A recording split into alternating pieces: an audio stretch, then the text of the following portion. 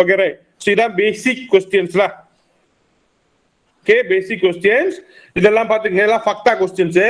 இது வந்து பேப்பர் 1ல வரலாம், இல்ல பேப்பர் 2 bagian C 15 மார்க்ல வந்துச்சுன்னா yes, they can ask this question. Apakah pembezaan antara cukai tanah dengan cukai pintu? Apa modal difference என்னது? Cukai tanah dibayar kepada kerajaan tanah dan galian. Cukai pintu dibayar kepada kerajaan majlis perbandaran. அது ஒண்ணாவதுல. புரியுதுங்களா? Cukai tanah dibayar untuk tanah, cukai pintu dibayar untuk bangunan ataupun kilang lah. So இதுதான் மெயினா அந்த பெர்பேஷன் அங்க இருக்கும்ல. So remember that actually lah. Okay. So ngeri paringa, apakah kesan seorang sengaja mengelak cukai pendapatan? Mereka akan dikenakan denda ataupun penjara. Seringlah. Okay. Bagaimana mengira cukai pendapatan? இதுதான் கணக்கு actually. இதுதான் நம்ம படிக்கணும் actually. So hitungkan pendapatan bercukai. Paringa நல்ல term paringa. Pendapatan bercukai. Hitung cukai pendapatan, rebate cukai, cukai pendapatan perlu dibayar. Okay? இங்க cukai pendapatan வந்தோடனே நம்மளுக்கு இன்னொன்று வரும். இங்க இருக்கு பாருங்க, pengecualian cukai ataupun pelepasan cukai. ரெண்டு இருக்கு. Pengecualian cukai ataupun pelepasan cukai. ரெண்டு இருக்கு actually. Remember that very clearly debate. So மூணு part நமக்கு முக்கியமா தேவை. Pengecualian cukai, pelepasan cukai, rebate cukai. மூணு part ரொம்ப இம்பார்ட்டன்ட், நீங்க தெரிஞ்சுக்கணும் actually. Okay? So முதல்ல வந்து pendapatan bercukai கண்டுபிடிக்கணும். இப்ப இந்த pendapatan bercukaiன்றப்ப anyone give me ஏதாவது சஜஷன் இருக்கா? உங்களோட அண்டர்ஸ்டாண்டிங் என்ன pendapatan bercukaiனா அப்படின்னா?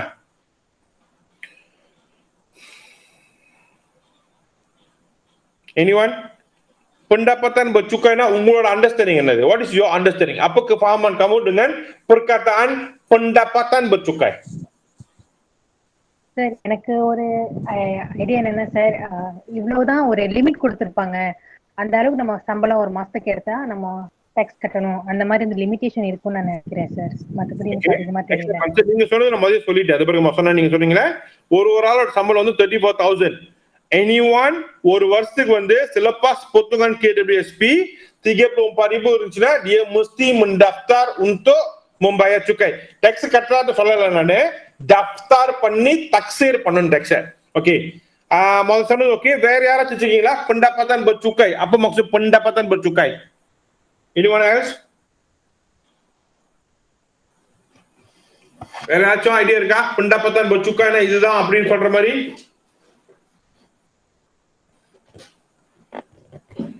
நான் சொல்லிடுறேன். pendapatan bercukaiனா கன்சிடர் பார்த்தோம்னா நமக்கு வந்து ரெண்டு வகையா இருக்கும் தெரியுமா? இப்போ வந்து ஒரு ஆள் இருக்காங்க, அவருக்கு வந்து இப்போ வந்து bantuan sara hidup கிடைக்குது. bantuan sara hidup வந்து pendapatan bercukaiயா இல்லையா? அவர் வந்து சுக்காய் டாக்ஸ் கிளியர் பண்றப்ப அந்த கணக்குல காமிக்கணுமா காமிக்க வேண்டாமா?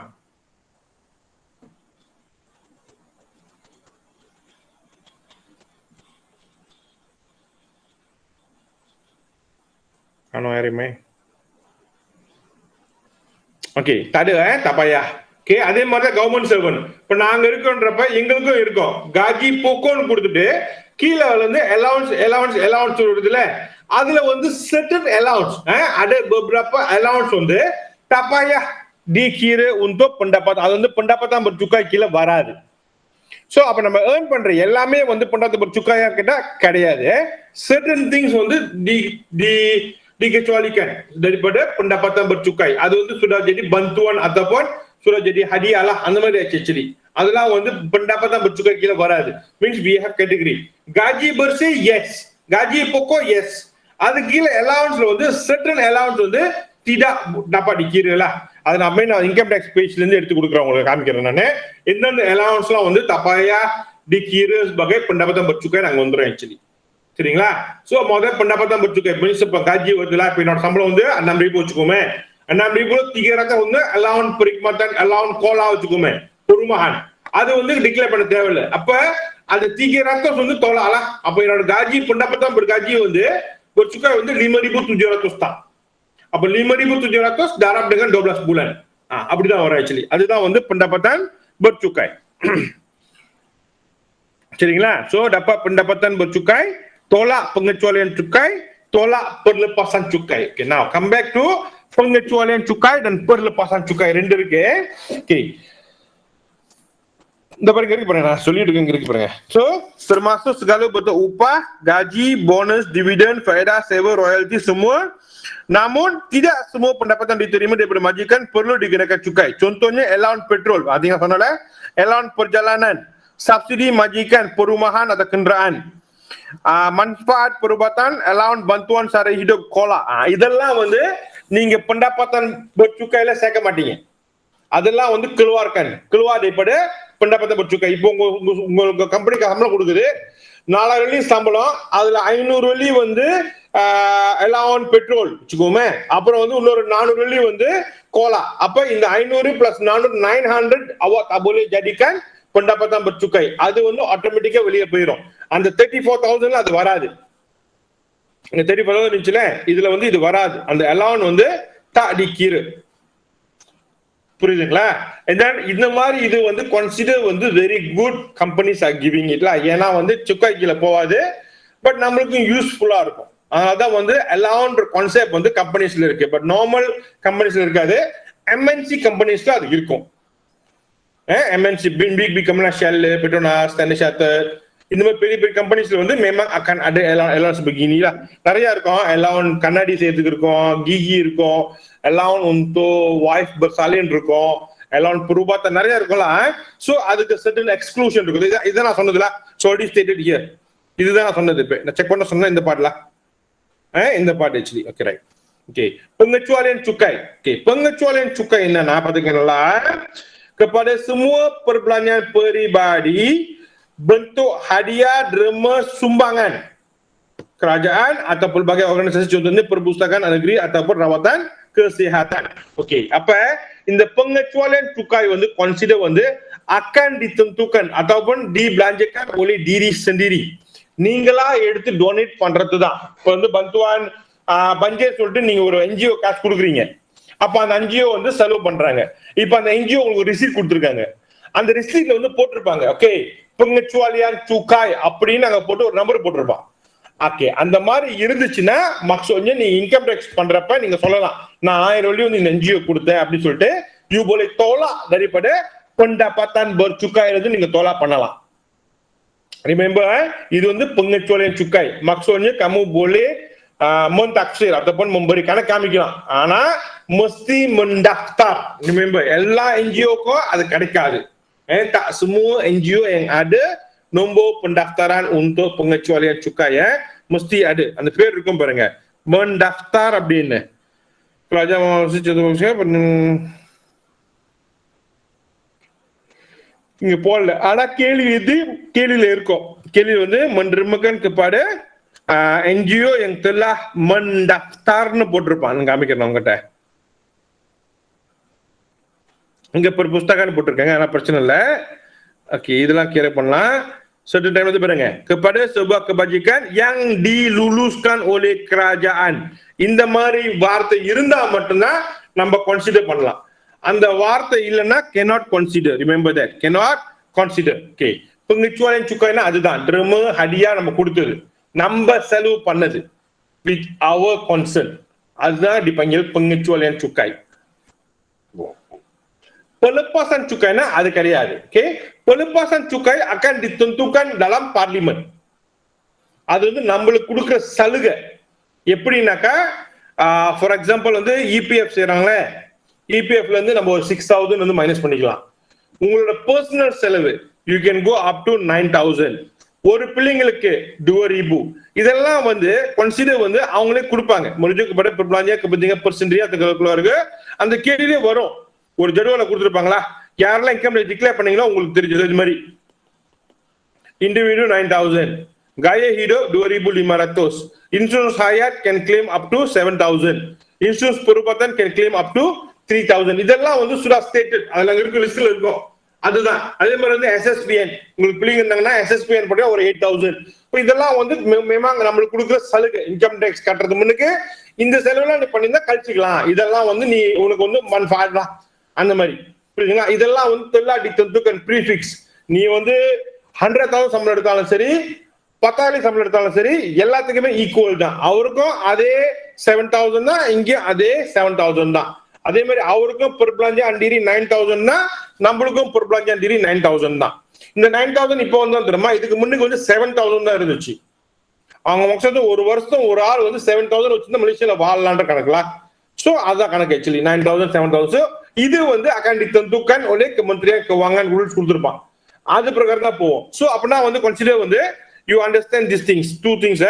ஒன்னாவது வந்து pengecualian, அது வந்து dibuat oleh diri sendiri. நம்ம தான் டிசைட் பண்ணுவோம் டொனேஷன் கொடுக்கலாமா வேணாமா, யாரு கொடுக்கணுமா வேணாமா அப்படின்னு.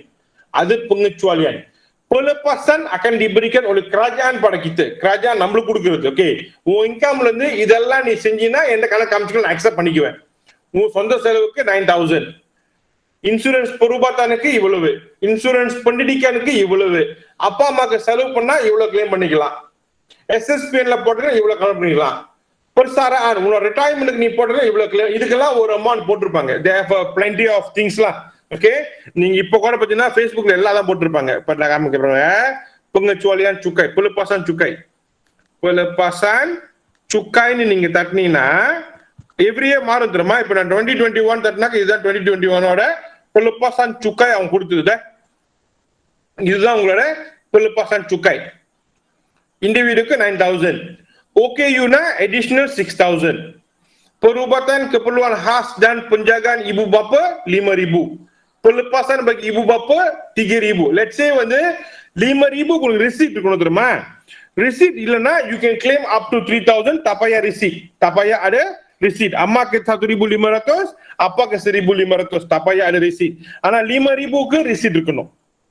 Okay, gaya hidup 2,500. ஆனா இந்த வருஷம் gaya hidup ada pertambahan lagi, additional இன்னொரு 2,500 கொடுத்திருந்தாங்க. இங்க இருக்கா, dia bagi satu extra 2,000 கொடுத்தாங்க actually. ஏன்னா இந்த வருஷம் எல்லாம் ஆன்லைன் கிளாஸ்னால they give additional. ஓகே, அதே மாதிரி இருந்து perbelanjaan perubatan yang sukar diobati, அதுக்கு 6,000 receipt இருக்கணும் கண்டிப்பா.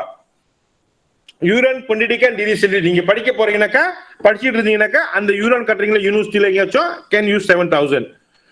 alat sokongan 6,000, அப்புறம் SSPN 8,000, அப்புறம் சுவாமி இஸ்திரி அலுமினி மீன்ஸ் டிவோர்ஸ் பண்ணிட்டாங்க அவங்களுக்கு மாசமா காசு கொடுக்குறோம்ல அது 4,000. சுவாமி இஸ்திரி yang kurang upaya extra, அப்ப மேல OKU claim இருக்கு, கீழே OKU claim இருக்கு. அப்புறம் anak yang kurang 18 tahun 2,000 lah. Okay, insurance பொறுப்பாத்தானுக்கு 3,000, இன்சூரன்ஸ் nyawa KWSP அதெல்லாம் சேர்த்து 7,000.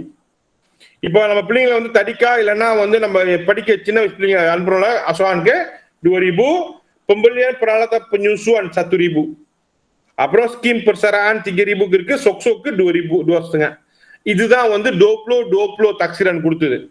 2021க்கு இன்னும் எக்ஸ்ட்ரா இருக்கும்ல, அதுல தான் இனிஷியல் கொடுத்தது பாருங்க, அங்கதான் இருக்கும். gaya hidupக்கு வந்து they give additionally another 2,000 தான் இப்ப 2 இருக்கு சரிங்களா. அது 2020ல ஒண்ணே தான் இருந்துச்சு, ஸ்காலி சஜ் 2,500 7ஆம் நம்பர். இதே 2021ல பாருங்க 2 தடவை இருக்கும். அது பாருங்க இங்க gaya hidup கீழே ada 2,500 2,500. இந்த மாதிரி வந்து தம்பஹான் வரப்ப வரும். இதுதான் வந்து pelepasan dipanggil pelepasan கீழே வரும். இதுதான் வந்து ditentukan oleh government. புரியுதுங்களா? அப்ப இது வந்து நீ அஃபால் பண்ண அவசியம் கிடையாது. ஏன்னா each and every questions வரப்ப அந்த கேள்வியிலே கொடுத்துருவானுங்க. அந்த pelepasan நம்ம என்ன பாய்க்கணும்ன்றத akan diberikan இந்த மாதிரில இது வந்து கொடுத்துட்டான். அதே மாதிரி கீழே வரப்ப ஒருத்தரையும் அவனே கொடுத்துருவான். pelepasan வரப்ப வந்து they will give இந்த மாதிரி pelepasan individu, insurans hayat, gaya hidup, tabung bersih, insurans pendidikan. இதெல்லாம் இந்த கேள்வி சேரணும் நான் எக்ஸ்பிளைன் பண்றேன் எப்படி செய்யணும்னு சொல்லிட்டு. பட் இதுதான் details. pengecualian, pelepasan. Any questions so far? ada okay, next வந்து kita pergi pada rebate. okay, rebate மொத்தம் 3 இருக்கு. rebate மொத்தம் 3 இருக்கு. ஒன்னாவது வந்து rebate yang diberikan ialah bantuan kita lah, rebate cukai sebanyak 400. இப்ப ஒரு past few years-ஆ வந்து நம்மளுக்கு rebate வந்து 400 கொடுக்குறாங்க. ஆனா எல்லாத்துக்கும் கிடைக்காது. rebate 400 hanya akan diberikan kepada sesiapa yang gaji pendapatan bercukai tidak melebihi 35,000. pendapatan bercukai இருக்குல்ல, அவங்க காஜி வந்து 35,000க்கு குறைவா இருந்தாதான் அவங்களுக்கு அந்த ரிபேட் 400 கிடைக்கும். அது ஏறிடுச்சுன்னா கிடைக்காது. 35,000 1 ringgitனா கூட அந்த 400 கிடைக்காது. அது ஒரு rebate. இது வந்து selepas mengira cukai. நான் அப்ப காமிக்கிறேன் ஒன்று எப்படி செய்யணும்னு. cukai கனெக்ட் பண்ண பிறகுதான் தொலா பண்ணுவோம் 400. ஓகே, அடுத்தது இன்னொன்னுனாக்கா zakat ataupun fitrah. Malaysia இருக்கும்ல, mereka apabila membayar zakat ataupun fitrah, ரெண்டுமே lebih kurang same meaning தான். zakat ataupun fitrah அவங்க கட்டியிருந்தாங்கன்னா அந்த ரிசீட் இருந்துச்சுனாக்கா அதுவும் அவங்க டேக்ஸ் கனெக்ட் பண்ண பிறகு selepas mengira tax. அப்போ 2000 டேக்ஸ் கட்டுறப்ப அங்கிருந்து தொலா பண்ணலாம். இப்போ ஜாக்காட்டுக்கு வந்து 1,500 கொடுத்துருந்தாங்கனாக்கா tax 2000 2000 tolak 1,500, maka mereka hanya bayar 500 saja tax. புரியுதுங்களா? அதனால பாத்தீங்கன்னா சம்டைம்ஸ் வந்து கவுண்டர் வச்சிருப்பாங்க, கவுண்டர் பம்பாயிரம் ஜாக்காட். ஜாக்காட் எப்படி கனெக்ட் பண்ணுவாங்கனாக்கா அவங்க காஜில இருந்து இவ்வளவு பெர்சன்டேஜ் வந்து அவங்க காசு கட்டணும்னு சொல்லிட்டு போட்டிருப்பாங்க, வெரி லிட்டல்ல. பட் அந்த மாதிரி தான் வரும், காஜில இருந்து பே பண்ணணும் அப்படின்னு வரும்ல. புரியுதுங்களா? அந்த மணி, the zakat money or fitra money, they use back to the same community. அவங்களோட kebajikan தான் பாய்ச்சுவாங்க திருப்பி. அவங்களோட யாராச்சும் மிஸ்கின் உள்ளவங்களுக்கோ மஸ்ஜித்ல அந்த மாதிரி வந்து they use back to the own community kawasan sekitar. ஏன்னா அது வந்து அந்த மஸ்ஜிதுக்கு போவோம், அந்த மஸ்ஜித்ல இருந்து they will pay use for that community if not mistakenல. மிஸ்டேக் என்ன பண்ணுங்க சொல்லுங்க, எனக்கு தெரிஞ்சு நான் படிச்சது எனக்கு தெரிஞ்ச அவ்வளவுதான். zakat or fitra, it works like that.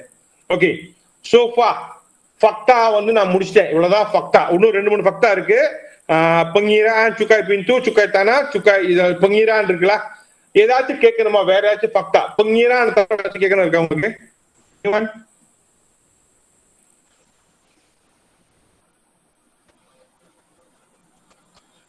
ada soalan?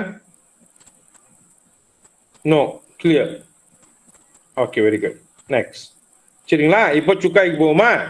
Okay, Encik Khairul memperoleh pendapatan tahunan, அவனே கொடுத்துட்டார் கணக்கு பண்ணி 120,000, 25,000, 300. Okay, 125,300 வந்து அவரோட annual income, pendapatan tahunan. Termasuk allowance, diberi bahawa allowance berjumlah 12,000 ialah dikecualikan cukai. Maksudnya அது வந்து அந்த allowance வந்து memang tak bayar untuk cukai, tak payah tunjuk untuk cukai. Pada masa yang sama, dia memberi derma kepada perpustakaan berjumlah 2,000. Jumlah pelepasan pula ialah 22,500. Mengikut dia punya jadual lah. Okay? Hitungkan pendapatan bercukai bagi Encik Khairul. Apa மொத்த சம்பளம் எவ்வளவு? 125,300. இங்க இருக்கு பாருங்க. இதுல இருந்து 12,340 முத எதுக்கு? அந்த allowance தொலா பண்றாங்க. தொலா பண்ண கையோட அவரோட pendapatan bercukai கணக்கு பண்ணணும்னா pendapatan மட்டுமே பார்த்தோம்னா 112,960 ringgit இருக்கு. ஓகே, அதுல இருந்து இப்ப அவருக்குள்ள டொனேஷன் 2,000, அப்புறம் அவரோட புலப்பாசன் தொலா பண்ணணும். டொனேஷன் dengan புலப்பாசன் தொலா பண்ணோன்னே இப்பதான் கடைசியா நிக்குது பாருங்க, இதுதான் வந்து pendapatan bercukai selepas ditolak semua. Selepas ditolak pelepasan pengecualian, இது ரெண்டுத்தையும் தொலா பண்ண பிறகு பேலன்ஸ் நிக்கிறது தான் வந்து pendapatan bercukai. berapa? 88,460. ரைட், இப்ப ஜெனரல் போவோம். இப்ப இந்த ரேஞ்ச் இருக்கு பாருங்க, உங்களோட காஜி எவ்வளவு இருக்கு அப்படி சொல்லிட்டு. சோ முதல் வந்து பாத்தீங்கன்னா 88,800ன்றப்ப அவருக்கு ரிபேட் கிடைக்காது. ஏன் கிடைக்காதுன்னா pendapatan bercukai இந்த இடத்துல அவரோட காஜி வந்து sudah melebihi 35,000, maka dia tidak layak untuk mendapat rebate 400.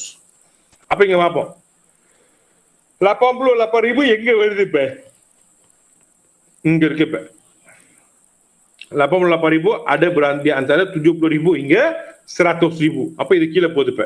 Right, அப்ப இந்த மேல உள்ள 4,400 எடுத்து தனியா வச்சிருங்க. எடுத்து வச்சிருவாங்க 4,400 தனியா இருக்கு பாருங்க, காணோம்.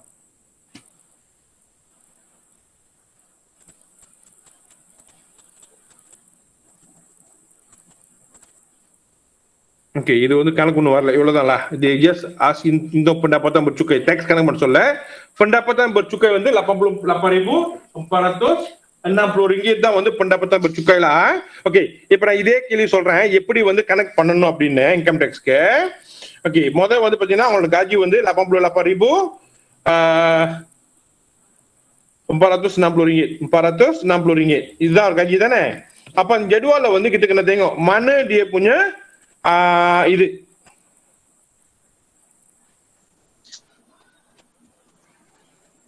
Okay,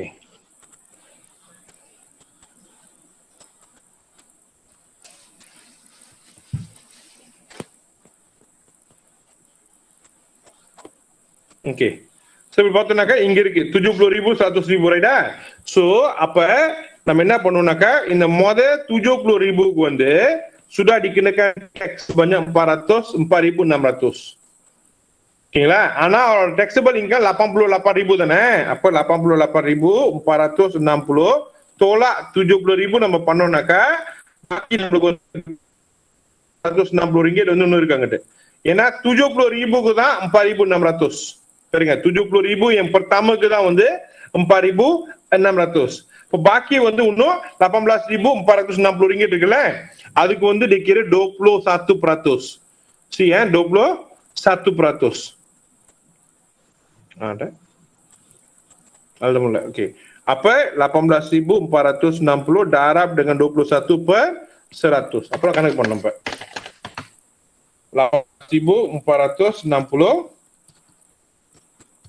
darab dengan 21%.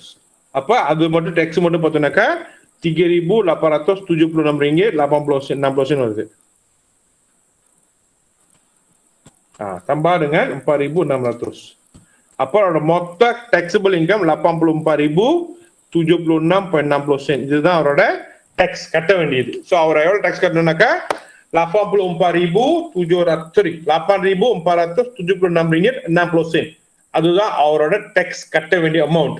இப்போ அவர் ஜாக்காட்டோ இல்ல ஃபித்ராவோ இருந்துச்சுன்னா dia boleh tolak lah.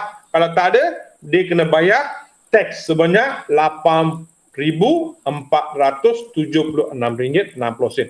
அதுதான் cara pengiraan tax mengikut jadual ini. இதான் ஸ்டாண்டர்ட் ஜெடுவலா இப்போதைக்கு இதுதான் இருக்கு. ஆனா இப்போ அவங்க பேசிக்கிட்டு இருக்காங்க, என்ன பேசிட்டு இருக்காங்க, இந்த கடார் இருக்குல்ல, இந்த கடாரை இன்க்ரீஸ் பண்ணணும் அப்படின்னு, இந்த கடாரை இன்க்ரீஸ் பண்ணணும்னு சொல்லிட்டு பேசிட்டு இருக்காங்க. ஓகேங்களா. பேசினாங்கன்னா நம்மளுக்கு தான் பிரச்சனை ஆக்சுவலி. ஓகேங்களா. சொல்லுங்க. வந்து 21% போட்டு ஆன்சர் கொடுத்தீங்கல்ல சார், எப்படி சார் 8,476 வெள்ளி எப்படி சார் வந்துச்சு, அதை கொஞ்சம் சொல்லுங்களேன் சார். இது ஏன்னா ஃபர்ஸ்ட் 70,000க்கு வந்து 4,600. ஆமா சார். பேலன்ஸ் இந்த 18,000க்கு தான் வந்து 3,000 வந்துச்சு. அப்ப இது ரெண்டுத்தையும் பிளஸ் பண்ணாதான் மொத்தம் வரும் நம்மளுக்கு. இந்த பேலன்ஸை 4,600 வெளியிட கூட்டணுமா சார்?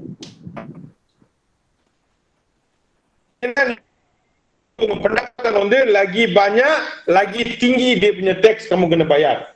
இப்ப first 70,000 வந்து அந்த பிளாக்கா கட்டிட்டாங்க. இப்ப இந்த 70,000 வந்து கனெக்ட் பண்ணிட்டாங்க. இங்க பாருங்க, இந்த 4,000 எப்படி வந்துச்சுனாக்கா முதல் 5,000க்கு டாக்ஸ் இல்ல.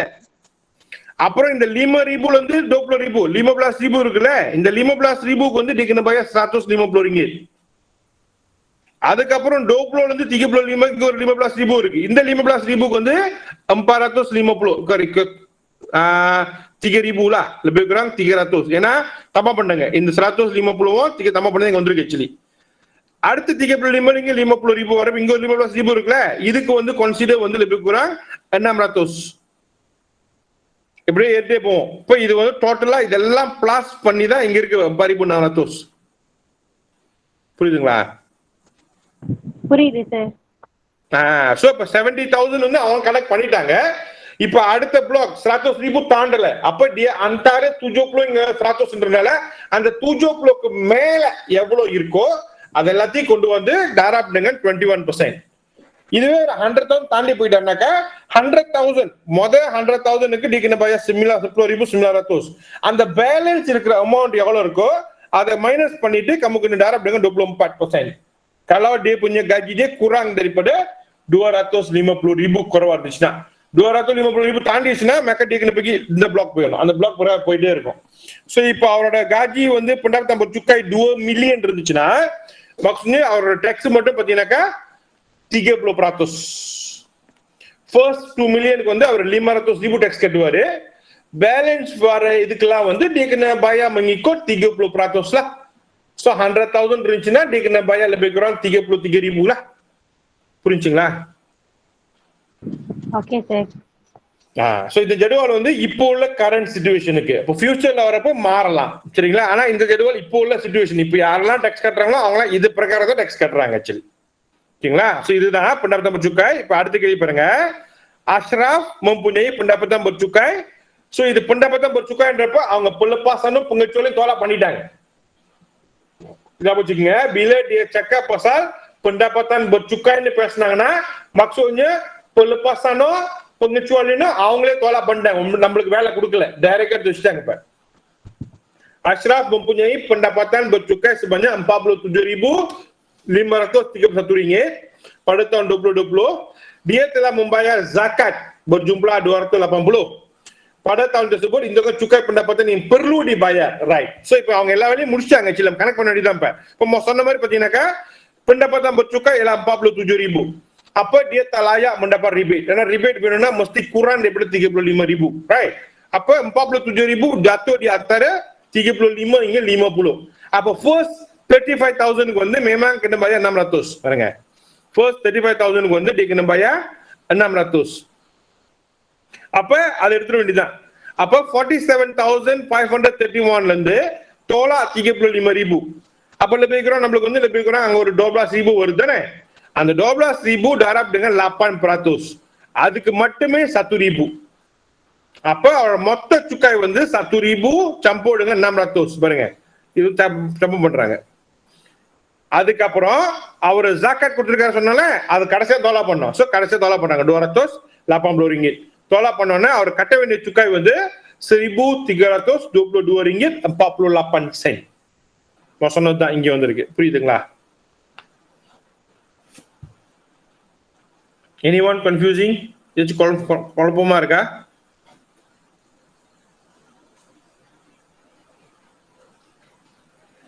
சார், கேள்வியிலேயே சார்ஜபிள் இன்கம் அப்படி கொடுத்துட்டாங்கன்னு சொல்லிட்டா டாக்ஸ் எக்ஸெப்ஷனும் அவங்களே ஏற்கனவே கழிச்சிட்டாங்கன்னு அர்த்தம், அப்படிதானே சார்? ஆமா, உங்களுக்கு வந்து கேள்வியிலே வந்து pendapatan bercukaiன்னு கொடுத்துட்டானா அவங்களே அந்த வேலையை முடிச்சிட்டாங்க, நம்ம வேலை அவங்க செஞ்சுட்டாங்க. இப்ப இந்த கேள்விக்கு அவங்க செய்யல. contoh 3க்கு கித்துக்கின தோலா அவங்க கொடுக்கல, நம்ம தான் கணக்கு பண்ணணும். அவங்க வந்து jumlah pendapatan tahunan கொடுத்து பாருங்க, வேர்ட்ஸ் பாருங்க. இங்க pendapatan tahunan இருக்கு, இங்க பாருங்க pendapatan bercukai இருக்கு. That's two different things. புரியுதா?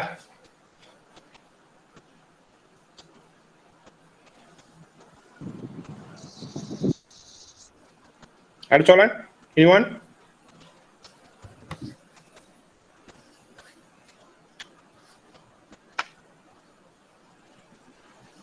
ada. Okay. So இந்த கேள்வி கொஞ்சம் வித்தியாசமான கேள்வி. contoh 3 means நீங்க டீடைலா செய்யணும் எல்லாத்தையுமே. இப்ப சோ இன்சே சானோட காஜி வந்து பார்த்தோம்னா 52,770 ringgit. ஓகேங்களா? அவரோட மொத்தம் ஒரு வருஷம் சம்பளம். இன்னும் எதுவும் தோலா பண்ணல. pendapatan மொத்தம் 52,000 lah. சரியா? beliau menerima 300 kepada badan kebajikan yang dilulus oleh kerajaan. Means அவர் வந்து pengecualian செஞ்சிருக்காரு. pengecualian 300 இருக்கு. ஆனா வந்து pelepasan தோலா பண்ணல. ஏன்னா pelepasan கொடுத்திருக்கான் பாருங்க. சரிங்களா? இங்கதான் ரொம்ப இம்பார்ட்டன்ட், pelepasan கீழ. ஓகேங்களா? ஆனா இங்க கொஞ்சம் கிளியரா தான் இருக்கு. சோ அப்ப முதல்ல வந்து pendapatan bercukai செய்யணும்னா முதல்ல pelepasan கனெக்ட் பண்ணணும், அப்புறம் pengecualian. சோ மொத்த சம்பளத்துல இருந்து pengecualian தோலா பண்றாங்க, pelepasan தோலா பண்றாங்க. ஓகே, pelepasan பீஃபே முதல்ல சொன்னேன். இங்க பாருங்க லிமிட்டேஷன் இருக்கு. இன்சூரன்ஸ் ஹையர் கெனரல்ஸ்க்கு maximum can go up to 7,000 தான். அவர் யூஸ் பண்றது 5,800. maksudnya dia menggunakan mengikut syarat yang mana dia அவர் மொத்தத்தையும் கிளைம் பண்ணிக்கலாம். ஏன்னா கவர்மெண்ட் அப்ரூவல் 7,000 தான். அப்ப 7,000 தான் நம்ம கிளைம் பண்ண முடியும், அதுக்கு மேல போக முடியாது. அதை விட குறைவா இருந்தாலும் அந்த குறைவான அமௌண்ட் எடுக்கணுமே தவிர பாக்கி 7,000 போக முடியாது நம்ம. சோ 58 தான். இதுவே அவர் 7,200 வந்திருந்தானா kita boleh claim 7,000 sahaja. 200 memang tak boleh dikira. புரியுதுங்களா? சோ இது எல்லாமே வந்து அந்த லிமிட்டோட குறைவா தான் இருக்குன்றனால எல்லாமே அப்படியே போட்டுக்கலாம். ஏன்னா சில இடத்துல வரப்ப அந்த லிமிட் மாறுறப்ப kita akan digunakan amount yang berbeza. ஓகேங்களா? ஃபார் எக்ஸாம்பிள் இங்க வந்து பாத்தீங்கன்னா 2,500, இங்க பாருங்க istri வந்து 2,700, அவங்க 2,000 lebih பாய்ச்சிருக்காங்க. அப்ப இங்க பாருங்க அந்த 200 வரப்போ வந்து 2,500 தோலா பண்றாங்க, 2,700 அவங்க தோலா பண்ணல. ஏன்னா லிமிட் ஒரு ஆளுக்கு 2,500 தான். அவங்க எவ்வளவு பிரகாரம் இருந்தாலும் சரி எல்லாருக்குமே ஈக்குவல் தான், எல்லாருக்குள்ள சலுகையும் 2,500 தான். ஆனா குறைவா பார்த்தீங்கன்னா kamu claim குறைவானது தான். மேக்ஸிமம் எவ்வளவு அந்த மாதிரி பாய்க்க முடியாது, தபுலே. sebab kita ikut receipt yang diberikan, yang dia ada lah. சரிங்களா? அப்ப இதெல்லாம் தோலா பண்ணி மிச்சம் வந்து நிக்கிறது வந்து 31,970. 31.970 ringgit தான் வந்து நிக்குது. என்னது pendapatan bercukai. Apa yang patina pendapatan bercukai ialah kurang daripada 35,000. Bila dia kurang daripada 35,000 maka dia layak mendapat rebate 400. Dia layak mendapat untuk rebate 400. Maka pendapatan bercukai cecahan ialah 31.970 ringgit. Terletak pada panjaran pendapatan bercukai seperti di bawah. Itu kira iருக்கு. அப்ப first 20,000 வந்து 150 ringgit. அப்ப 20,000 ல இருந்து நம்ம வந்து தோலா பண்ணோம்னாக்கா நம்மளுக்கு இருக்கிற 11,000 இருக்காங்க. 11,970 ringgit வரப்ப darabnya 300 அது ஒரு 359 ringgit. Okey, dia layak mendapat rebate ஏன்னா gajinya kurang daripada 35,000. அப்ப 150 tambah 359 tolak 400. ஏன்னா rebate கிடைக்குதுல. அப்ப அவரோட tax வந்து 109 ringgit கட்டினா போதும். Dia hanya bayar 109 ringgit sahaja. புரியுதுங்களா? கேள்வி இருக்கா? கட்டினா போதும் தானே சார் இந்த டாக்ஸ் வந்து? என்னமா சொல்லுமா? இல்ல சார் இந்த டாக்ஸ் வந்து வருஷத்துக்கு ஒரு தடவை தானே சார்? ஆமா வருஷத்துக்கு ஒரு தடவை தான். நார்மலி இண்டிவிஜுவல் வந்து normally they will pay on April.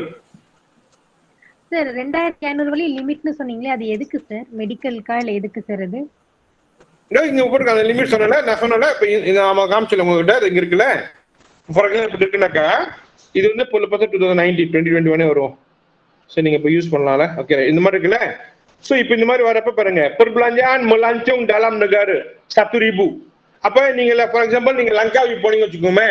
அப்ப லங்காவில நீங்க போயிட்டு 2 நாள் தங்கி செலவு பண்ணுவது 2,000. 2 நாள்ல செலவாச்சு. ஹோட்டலுக்கு, ஃபேரிக்கு, சாப்பாடு தைக்க முடியாதுல. நார்மலி வந்து அந்த ஹோட்டலு அதுக்குதான்ல டிக்கெட் அதெல்லாம். So anak walaupun kamu belanja 2,000, kamu hanya boleh claim sampai 1,000 saja. புரியுதுங்களா? நீங்க அந்த ஃபைனல் 1,000 தொலை பண்ண முடியும், 2,000 தொலை பண்ண முடியாது. Boleh So penginapan bayaran masuk pusat tarik pelancong. அப்ப நான் வந்து அன்னைக்கு அக்வாரியா போனேன். அப்ப அக்வாரியா போறப்ப நான் வந்து டிக்கெட் வந்து மொத்தம் செலவு 180 வந்துச்சு. அப்ப 180 ringgit மட்டும் தான் கிளைம் பண்ண முடியும். walaupun dia beri 1,000 என்கிட்ட டிக்கெட் வந்து 180 ringgit தான் எடுத்தேன்னா I only can claim up to 180 ringgit தான். So அது வந்து என்னோட pendapatanல இருந்து jumlah pendapatanல இருந்து saya boleh tolak lah. Maka saya boleh kurangkan saya punya pendapatan bercukai.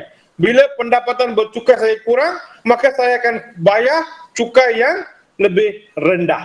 அப்ப இந்த சலுகைலாம் நான் பாய்ச்சனாக்கா மேபி நான் வந்து என்னோட சுக்காய் குறைவா கட்டுவேன். இப்ப நான் எங்கேயுமே லஞ்சம் போல கய ஹிடோப்ல வந்து நான் வந்து ஹெட்போன் வாங்கல எதுவுமே பாய்க்கல. இப்ப கய ஹிடோப் கீழே பாத்தீங்கன்னாக்கா உங்களுக்கு என்னென்ன சலுகை வைக்கலாம்? perbelanjaan bahan bacaan, pembelian komputer, bayaran langganan internet ataupun bayaran kalian gym அந்த மாதிரிலாம் இருக்கு. இதெல்லாம் கிளைம் பண்ணலாம். இப்ப நான் ஜிம்லயும் மெம்பர் இல்ல, ஜிம்க்கும் போல, என்கிட்ட இன்டர்நெட்டும் நான் எடுக்கல, நான் வந்து ஒரு டேப்லெட் கம்ப்யூட்டர் எதுவும் வாங்கல, நான் ரீடிங் மெட்டீரியல் எதுவுமே வாங்கலன்றப்ப நான் இந்த காசை கிளைம் பண்ண முடியாது. அப்ப என்னோட ஜும்லா பண்டாபாத்தான்ல இந்த 2,000 டேக்ஸ் கட்டி ஆகணும். பிகாஸ் நான் யூஸ் பண்ணிக்கல. யூஸ் பண்ணியிருந்தேன்னா நான் வந்து ஜும்லா பண்டாபாத்துல இருந்து தோலா பண்ணிடுவேன். தோலா பண்றேன்னாக்கா என்னோட இன்கம் டேக்ஸபிள் இன்கம் வந்து குறைஞ்சிக்கிட்டே வரும். அப்போ ஒரு டைம்ல வர நான் எல்லாமே யூஸ் பண்ணா ஒரு அமௌண்ட் நிற்கும். அதுக்கு மட்டும்தான் நான் டேக்ஸ் கட்டுவேன். believe harm that.